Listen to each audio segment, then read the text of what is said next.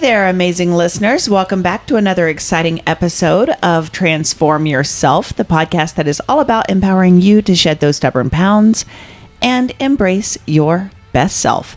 We are your hosts, Kacy and Tyler. You know me as the Calorie Deficit Queen. We have lost a collective 130 pounds. We use the 4 M's of fitness: mind shift, meal shift, micro habits, and muscle building to create attainable and sustainable fat loss. So whether you are a fitness enthusiast, you're a beginner, maybe you're curious about making positive changes, Transform Yourself is your go-to source for inspiration, information, and practical strategies built around the 4 M's of fitness. And today we're going to talk about one of the most important topics in fitness that so many women kind of need a little help with understanding, and that is progressive load. So let me start by telling you a story. It's my favorite kind. I got a DM in my Instagram DMs, right? A message. Mm-hmm. And a woman asked me this exact question. She said, "Hey, do your workouts do progressive load?" Well, any workout can do progressive load. I mean, you could do jumping jacks in progressive load. I mean, right? So I'll be honest. Like, I think people overcomplicate it. I think so. I kind of smiled because it's a great question, but people don't know. It's a little tricky to answer. So, well, and this isn't the world they live in. This is the world you live in. It would be this is true. This would be like true. You DMing an accounting professional. And asking, and I know nothing about accounting. You know nothing about accounting, and then they're rolling their eyes, going, "Oh my God, don't know what EBITDA means." or whatever. So progressive load is not something your workout does for you. It's not something a workout has or doesn't have.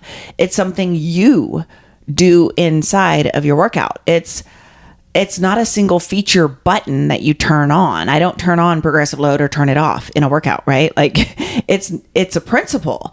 It's a way of training that means you're gradually challenging your body to do a little bit more over time. Heavier weight, more reps, more control, more strength, all of that. So yes, my workouts are absolutely designed for progressive load, but only you can make them progressive by how you show up. Because I can program the plan, but your progress comes from the way you push through the workout. And that right there, that's the heart of this episode. Yeah, and it's funny.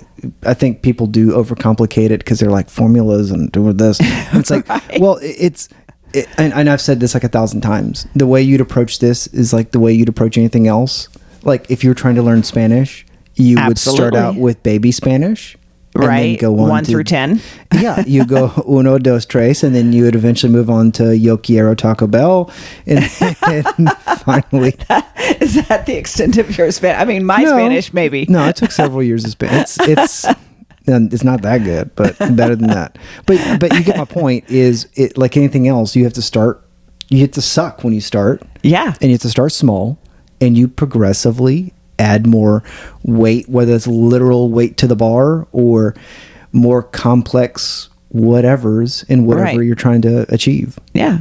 And we're going to talk about what progressive load really means and why it's the secret to actually changing your body and how to know if you're truly challenging yourself in the gym or are you just repeating what feels comfortable? So if you've ever wondered why your body is not changing, you're like, I have plenty of women tell me all the time, Kacy, I go to the gym, I work out 5 times a week, or I work out 4 times a week. I've been doing that consistently for years, but I'm not seeing any changes.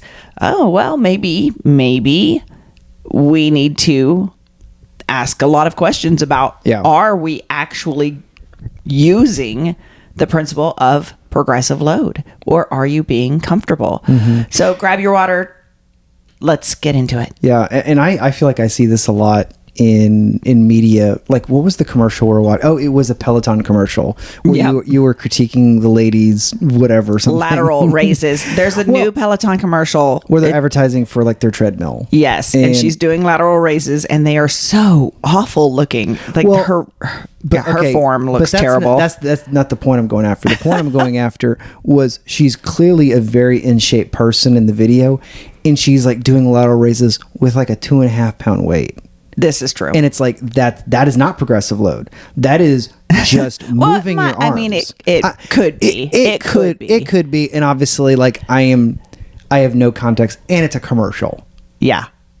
So let's start with the basics. Progressive load or progressive overload, whatever you want to call it. It's fine.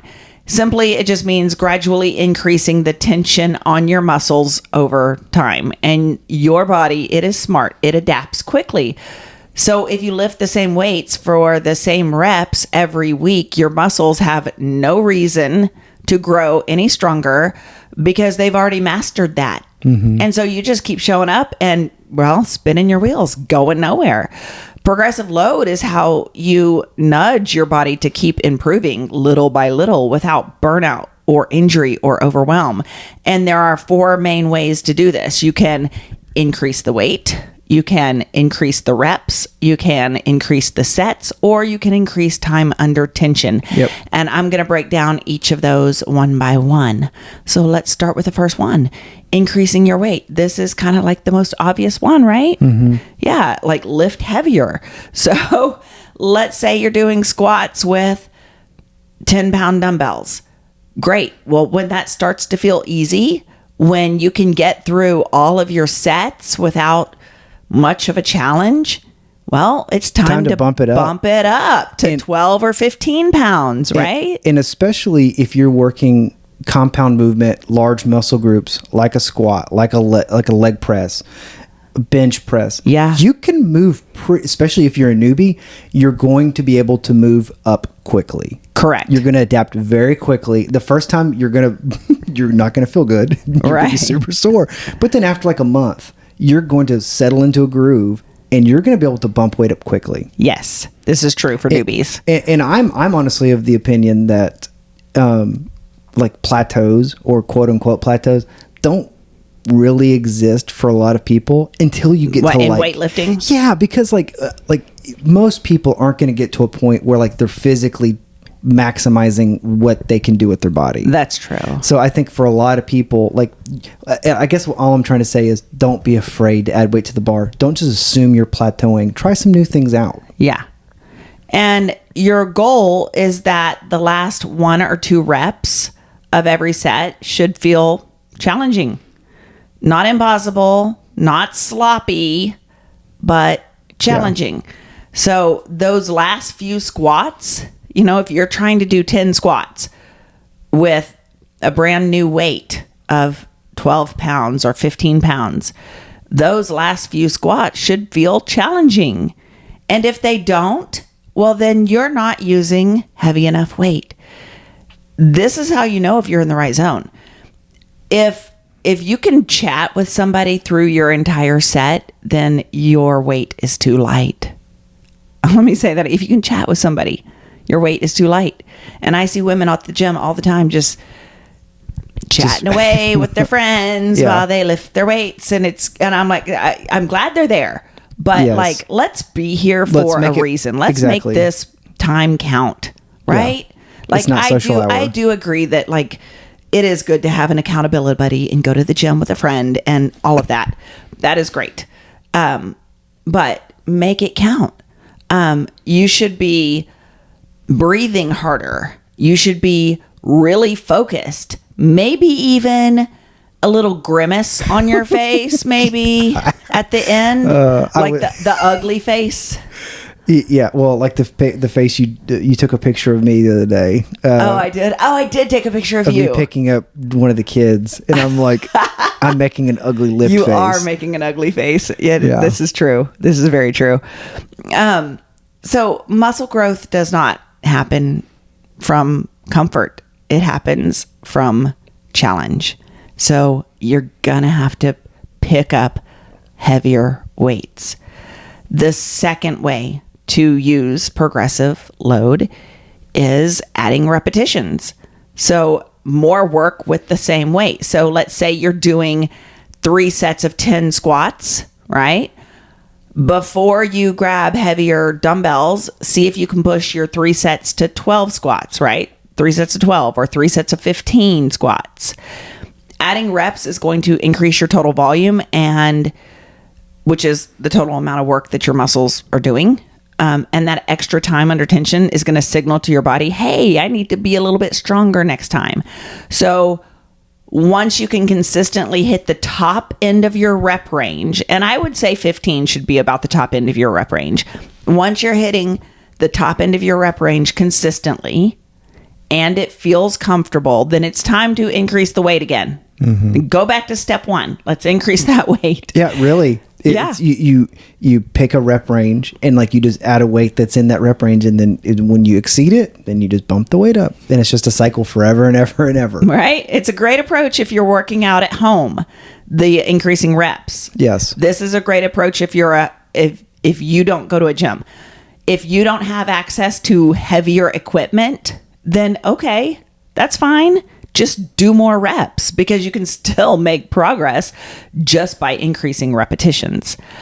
Number 3, increase sets. So the third method is just adding on an additional set at the end of like the sets that you've done. So maybe you're doing 3 sets of lunges. Well, try 4 sets of lunges. Or maybe you're doing 2 sets of push-ups. Okay, well, add a 3rd set of push-ups.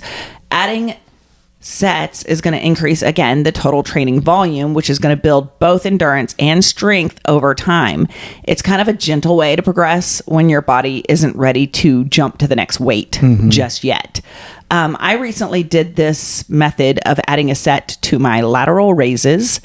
I am doing 5 sets now instead of 4, and I feel like it's making a difference in how my muscles feel at the end of my workout. So, because I'm not yet ready to move in weight. So, remember. Well, and I think for shoulders, it's probably a better strategy to do that versus trying to always go up in weight, because at your absolute strongest in your shoulders, you're not going to be able to lateral raise a 50-pound dumbbell. I mean, yeah, you'd have to be like that's a crazy amount of weight. Ronnie Coleman to do that. So and like with targeting like isolating like a small group, like a muscle group, you're going to be a little bit more prone to an injury if you're trying to really push weight. So yeah, and stuff like that, biceps, triceps, shoulders, smaller muscle groups. Yeah, stuff like that. Yeah, bump the reps up, bump the sets up. Yeah, and then number 4, fourth way to progressive load would be time under tension, increasing your time under tension. This is a game changer.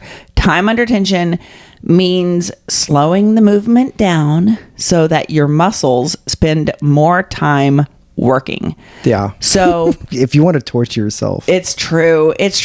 Instead of dropping into a squat in 1 second, take 3 seconds down and 1 second up. Y'all, it's going to make a big difference. So if you slow down your movement, it makes a giant difference. Let me tell you this story.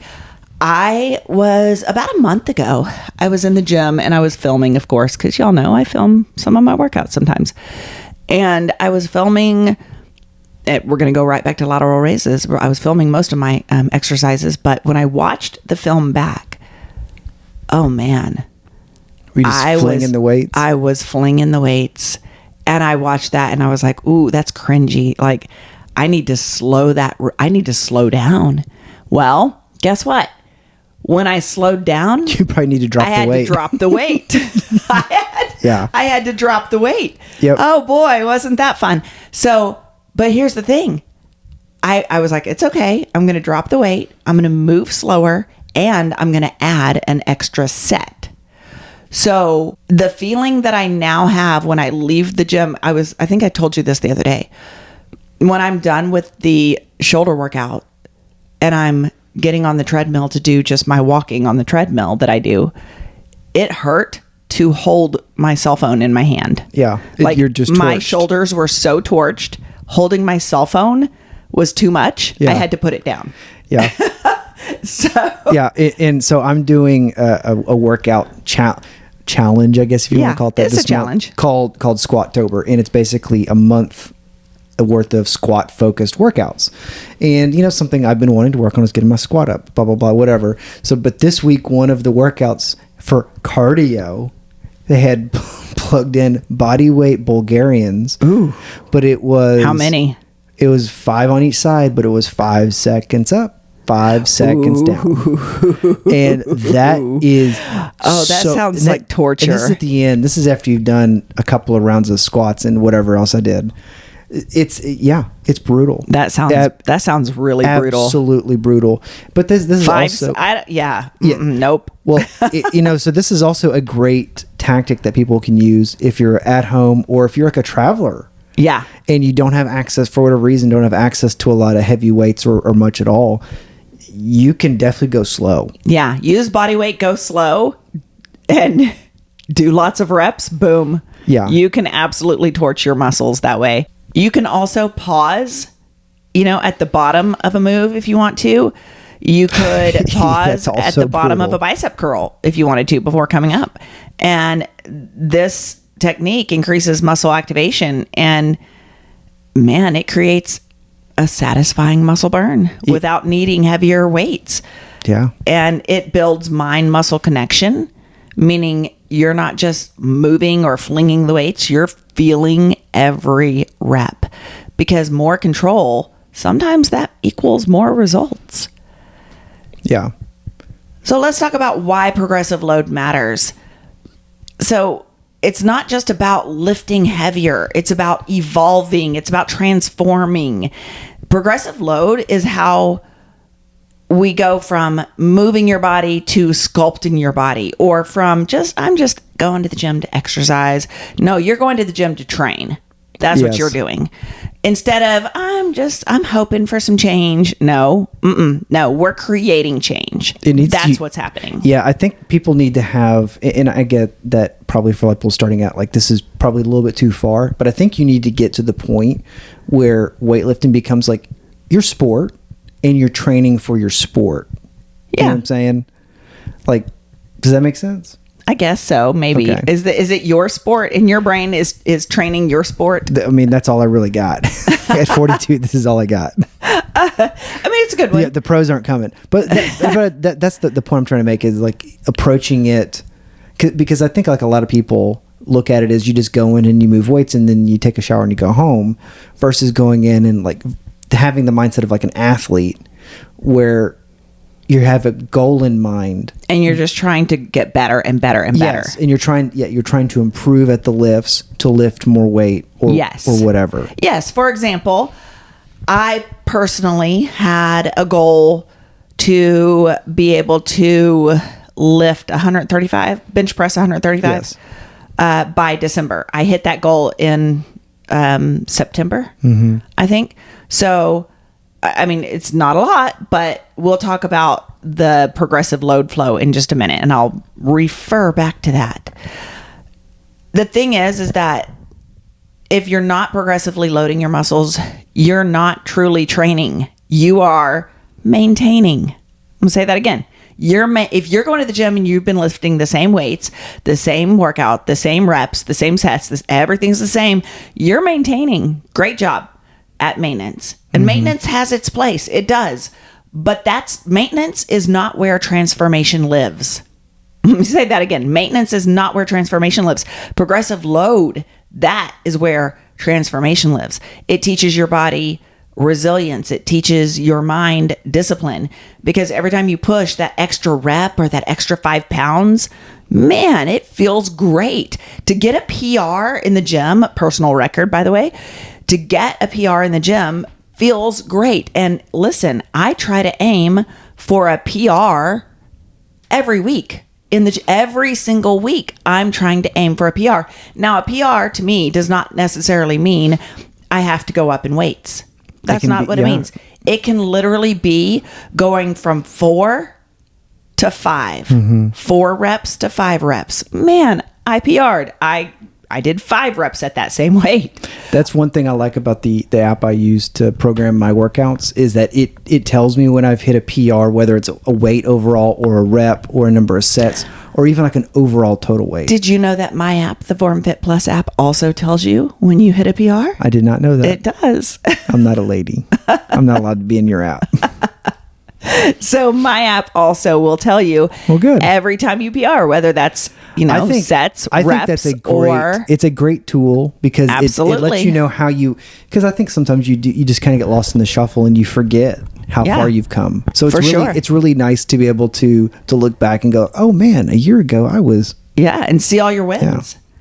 So let's talk about progressive load flow real quick. So inside FormFit, I teach something that I call progressive load flow.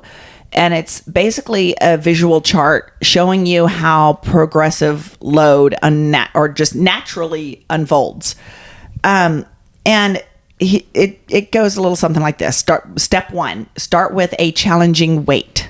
Start with a weight that allows you to get about 8 to 10 reps for about 3 to 4 sets. Okay.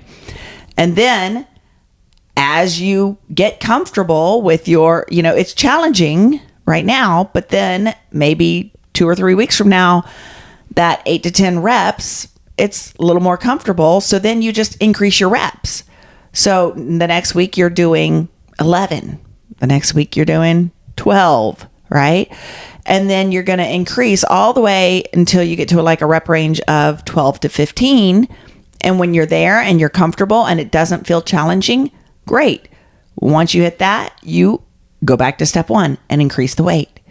And when you do increase your weight, when you go back to step 1 and increase your weight, your reps are going to naturally drop back down to 8 or less because a heavier weight, you're not going to be able to lift as much.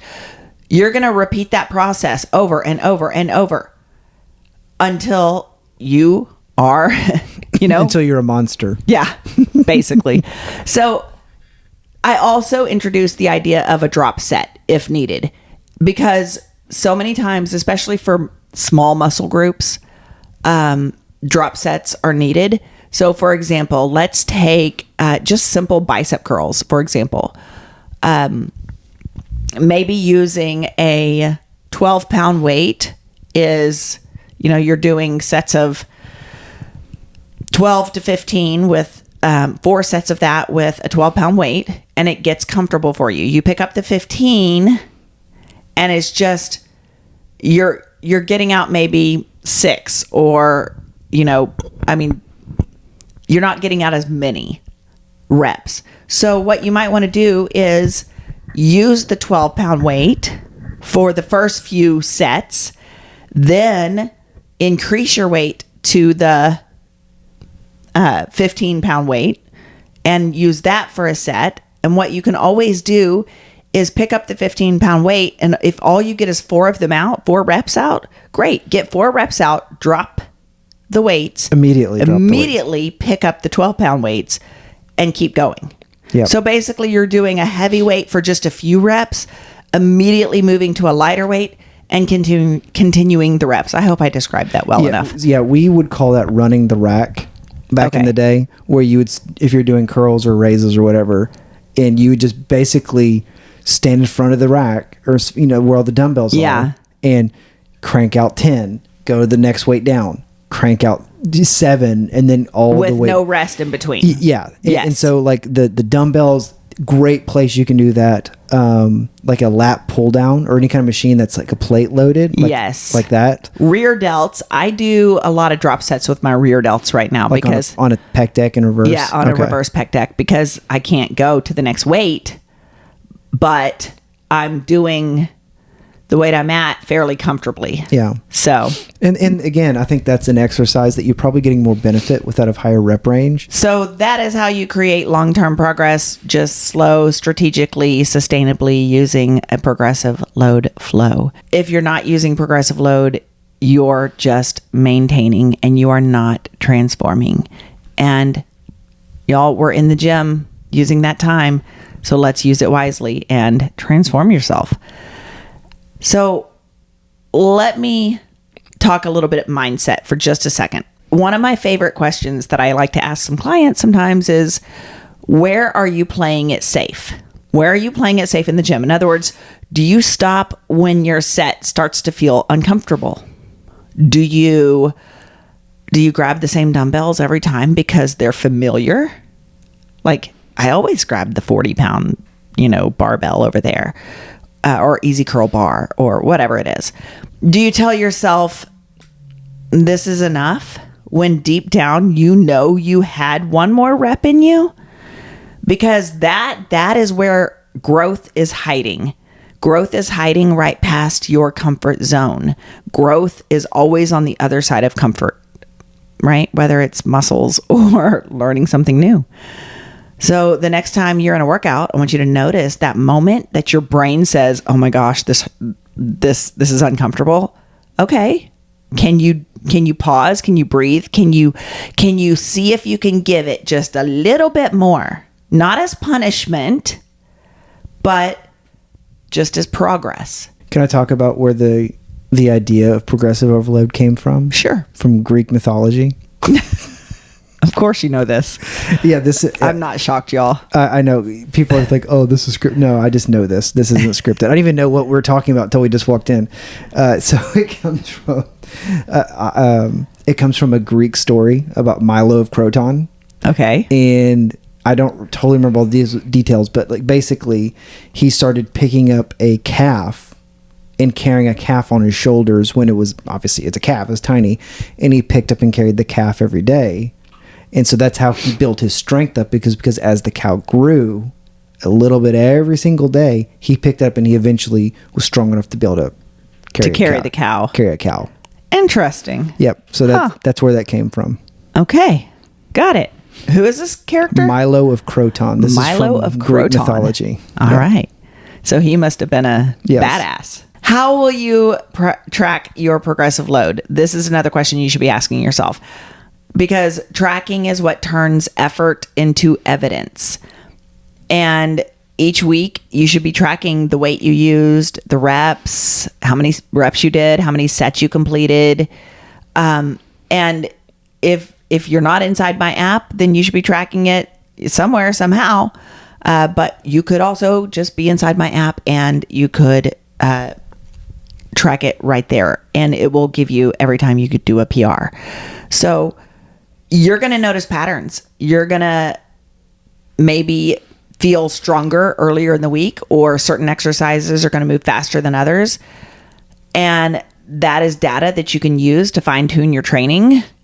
Kind of like tracking your food helps you fine tune your nutrition, right? Because data is going to give us direction.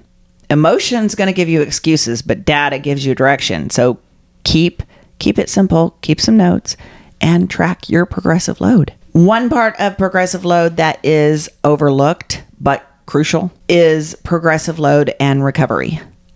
Progressive overload works because your muscles adapt and rebuild stronger after each challenge. But that means you have to give your muscles enough sleep, enough protein, and enough recovery days. If you're sore all the time, you're exhausted, you're feeling weaker instead of stronger, that is your sign to rest. You don't have to train 6-7 days a week. You do not. Y'all, I train 4 on average days a week. You also don't have to train with the exact same intensity every day. True. You can have a hard day and a moderate day and a light day. This is true. Especially if you're doing the same muscle group, a couple times or twice in a week. You don't have to go crazy every single time. Absolutely. Muscle is built between workouts. Muscle is not built during your workout. You know what you're doing? You're breaking down your muscle. You're tearing your muscles, fibers. So, what happens after that, with all of the rest and the protein and the recovery days, that is where your muscle is being rebuilt, right? So muscle is built between workouts, not during them. Mm-hmm. If you train hard but recover poorly, you're going to have a tough time. You're going to have a tough time building muscle. Yeah. What I've noticed after coaching hundreds and hundreds of women is that the clients who make the most progress in the gym are the ones who are tracking their progressive load and the ones who are training consistently. It's all about the consistent, y'all. they're the ones who are most aware. They notice their lifts, they notice their form, they notice their effort. I do want to mention, yes, we did talk about progressive load. We did talk about changing your weight and your reps and your sets and all of that, and increasing time under tension. Make sure you're always paying attention to form, because form is safety. And we don't want you lifting heavier if your form is compromised. So here's your takeaway for today. Progressive load isn't just a gym principle, it's a life principle. It's about showing up a little bit stronger, a little bit smarter, a little bit braver than last time, right? About trusting that tiny, consistent effort will compound into massive results over time. So next time you pick up those dumbbells, ask yourself, what's my next 2%, 5%? That's it. Not perfection, not a whole new plan, just a little bit extra, because that's how you build a body that feels powerful. And if you join the FormFit app, I do have workouts in there. So to go back to that question, do your workouts do progressive load? Well, the short answer is no, you do progressive load. But what I do have is I have studio programs in there called Total Body Beginner. So I have programs for beginners that are body weight only. I have Total Body Intermediate, which is dumbbells and band workout. So this is for if you want to work out at home. I have Total Body Advanced, and this is a 4-day upper lower split with full gym equipment. I have something called Fall into Fitness, which is a 6-week workout with, again, this one is with dumbbells and bands. So anybody could do it in the gym or at home. I have 20-minute EMOMs. There are lots to choose from so that you can fit the workout within your schedule, within your lifestyle, within where you're starting. If you're looking for weight loss resources, if you want to calculate your calorie deficit, if you're looking for cookbooks, I do have my brand new Crock-Pot cookbook out. You can find all of those things at thecaloriedeficitqueen.com. Thank you for joining us on another episode of Transform Yourself. Don't forget to hit the subscribe button, leave a review, share the love, and until next time, keep shining, keep smiling, and keep transforming yourself. Adios.